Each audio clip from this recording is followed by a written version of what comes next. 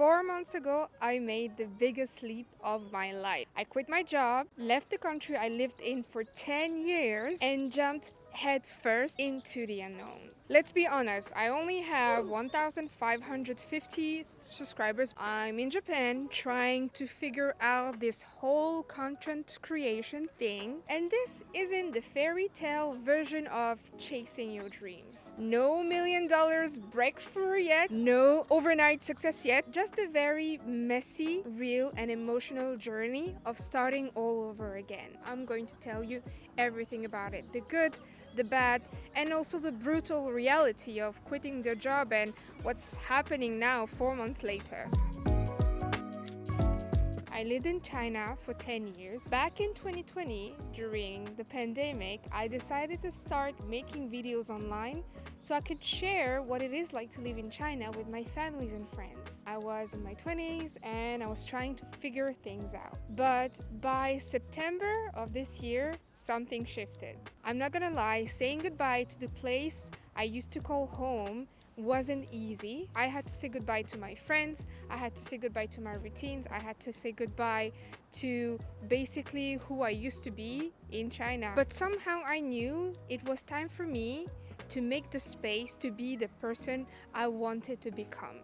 You did it? No, there's more to do. But by the way, I have an assistant today here. She's helping me out. We met on Instagram. She's a photographer, and it makes this little journey a little less lonely, which is amazing. The first month felt like a mix of freedom and panic. On one hand, I had all this time to focus on my YouTube channel, on travel around. By is passing by. But on the other hand, there was a whisper in the back of my mind that was telling me, what if this doesn't work out? What if you left a stable career, financial security for nothing?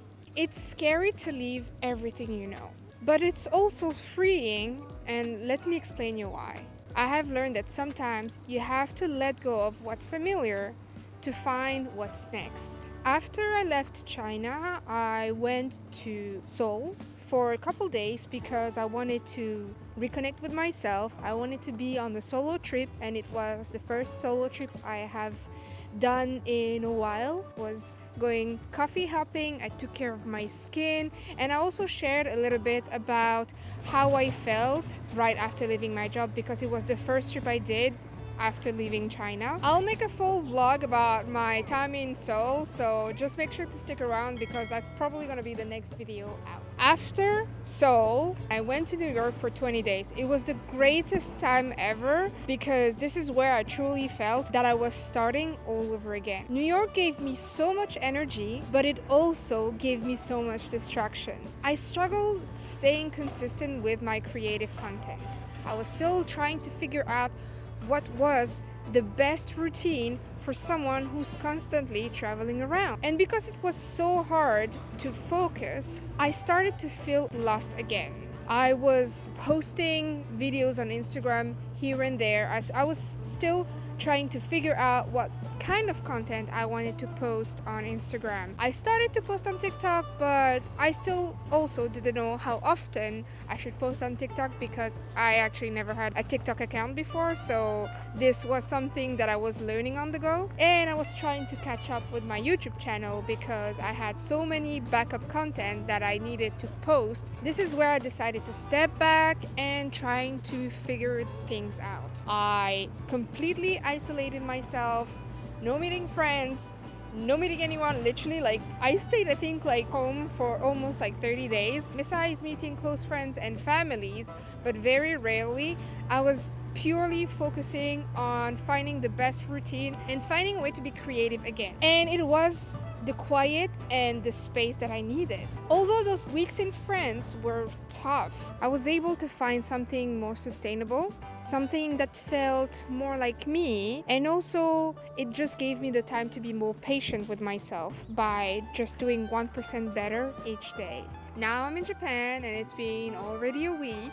Being here have already taught me so much. One thing that I caught myself doing since I have been in Japan is that I barely use my headphones anymore, which was a habit that I constantly had every time that I would commute to the metro or walk around, I will have some music.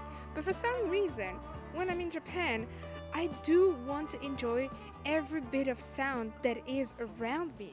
Back when I was 18 in 2010, that was a long time ago, I actually used to live in Japan, and I did an exchange program where I was in a Japanese high school for a whole year, and I had 6 host family.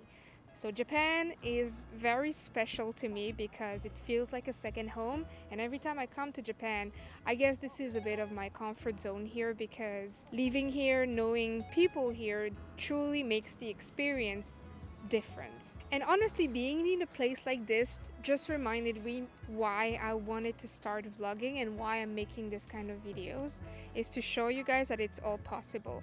By being here, I feel like I have more confidence. It is sort of like my new comfort zone for the next 3 months, because I do speak the language, I do understand the culture, but at the same time, it gives me the courage to actually explore things that I don't know about the country. My plan for the next 3 months is really to escape the cities and discover more about the Japanese countryside. So after visiting friends and host families, I'll start pulling myself away from the crowd. Now, let's be real. And here's the hard truth about being out of the job, because doing this full-time now isn't just about scenic walking spots and cozy cafes. I think the biggest one was probably money becoming a huge source of stress in the past 4 months. Although I have saved up for an entire year and being able to do what I'm doing right now for a whole year, it also meant that I had to learn how to budget a little bit more than before. I used to have a lifestyle where I would spend whenever I want. Now I had to readjust everything. I had to readjust my lifestyle and accept the fact that I cannot go shopping whenever I want. I cannot go to the restaurant whenever I want, and I had to choose my priorities wisely if I wanted to continue doing this thing for the entire year. The financial uncertainty is real, and I'm constantly asking myself, would I be able to sustain myself for a whole year? Will I be confident enough being able to make money out of it eventually? I said it before in my previous video, and by the way, if you haven't seen it, I'll leave it somewhere over here. My biggest option will be to start working remotely.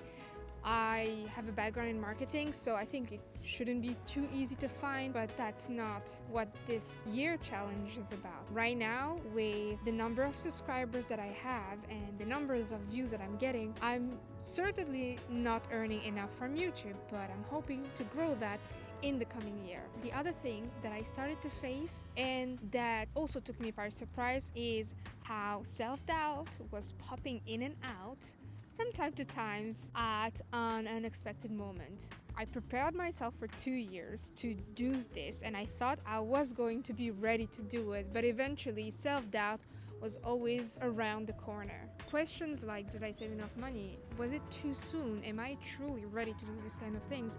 Are constantly popping up. Other questions like, is the content I'm creating good enough? Is what I'm doing truly valuable? Am I really helping someone by sharing this story? Or am I just wasting my time? What if chasing this dream for a whole year doesn't get me anywhere? What would I do next? So with the self-doubt, there was also this unrooted feeling that came out, because I left a country that I was so grounded in. I distracted myself in New York. I isolated my friends in France. It almost feels like I'm not sure yet what kind of person I'm going to become by coming onto this journey. I'm still trying to figure things out.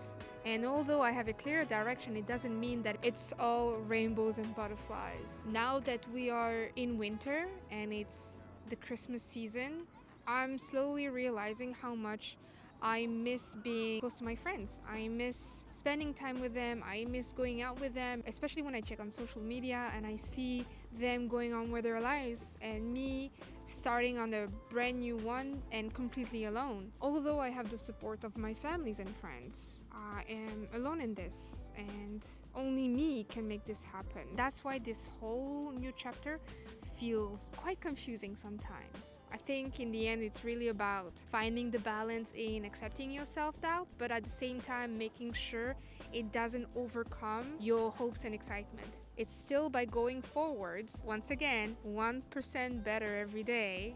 This is really and truly how you're gonna make changes. So with these 4 months, what I've learned is that I have to do things on my own rhythm. I have to find my own pace, and it's also okay to pause from time to time, to slow it down. I am not running a marathon. Even if I don't achieve my goal within a year, that's also fine, but what's important is that I do what is best for me, which means finding a new lifestyle and possibly also adjust this lifestyle as I go, because being a digital nomad, it requires a lot of flexibility. It's also mean setting realistic and small goals to myself, because structures is also key. Last month, actually, I've joined this 30-day challenge where I encourage myself to post reels every day for 30 days, which I did, by the way. You can go on Instagram and check it out. This challenge has truly changed me, because now it did become a rooted habit for me to post on socials every day. And I've also seen the changes and the result that comes out of it, because my Instagram has started to grow. My reels are getting more and more views. I have met more and more content creators, but what I mean is, by posting every day, I created that routine that felt almost seamless, where now I don't even think that I have to. I just know that I do it because it's my new routine. And that's why I'm giving you this example. It's just by doing things little by little, baby steps, really, baby steps, that adding these things up, this is where you realize how much changes it can do. And what happened when I'm feeling all these self-doubts? Well, I just remind myself that it's okay to feel this way, because in the end, those feelings are also here to remind me of the reality of this journey. Chasing a dream is not easy. It's hard. It takes a lot of time and effort. And having this doubt just reminds me that it's good sometimes to have a different perspective on things, that I can push myself a little further. It teaches me how I can go beyond that and how I can gain more strength every time those doubts comes towards me. I've also learned how to celebrate the little victories. So many of you has joined over the past month already. One of the things that I was seeking when I started this new chapter of my life is connection. The reason why I chose to travel is because I want to get myself inspired. The people that I met, the conversation and stories that I'm hearing and having, all these little things are shaping the creative content that I want to make and the stories I want to share with you all. So in short, take a leap of faith, but always have a plan. Give yourself the financial cushion to make your dream come true. Be also realistic with your goals and go step by step. Don't be afraid to slow down. It's okay to pause and reflect on things.